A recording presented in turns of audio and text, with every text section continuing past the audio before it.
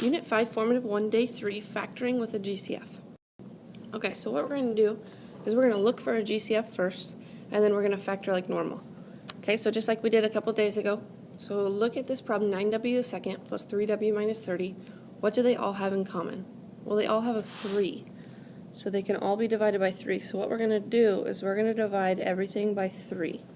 And when we do that, we get 3w to the second plus 1w minus 10. Okay, so we have our GCF, we pulled that out, we put it in front. Okay, and then we can factor like normal. So we can put our 3 in front, and then our 2 sets of parentheses. Okay, whatever you took out has to go back in front. Okay,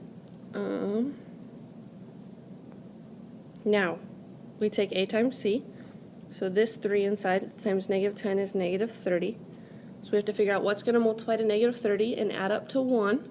Okay, well 6 and 5. Okay, and if I want it to be a positive one, I have to make the 5 negative. Okay, so I have 3w times w will give me 3w to the second. Now we have to use this 3 to make one of those numbers. Well, 3 can make 6 by timesing by 2, so we're going to put a plus 2 in the other side, because that's how we're going to get our 6, and so the other side has to be minus 5. Okay, so that's your answer. Let's try another one. Negative 8x to the second plus 40x minus 32. Okay, what do these all have in common? Well, you can take an 8 out, but also if you look right here, you have a negative in front. Okay, if you remember, we cannot have a negative in the very front of our problem. It has to be positive. So if there is a negative, I have to take a negative out. So I'm going to take a negative 8 out of everything. Okay, and now if you looked at that and thought you could take a 2 or a 4, that's fine, but remember, greatest common factor means you have to take the biggest number you can take out. Otherwise, it's still not simplified. Okay, so you have to take that 8 out. So when we divide everything by negative 8, you get x to the second minus 40x. Oop, excuse me. I forgot to divide. Minus 5x plus 4. Okay, because when you divide by a negative, it changes those signs. Okay, so now keep your negative 8 in front, 2 parentheses.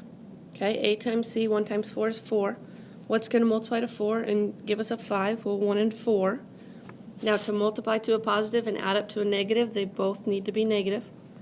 Okay, so to get x to the second, you have x and x. Since there's no number there, we just put in our numbers. So negative 1 and negative 4. All right, let's try one more.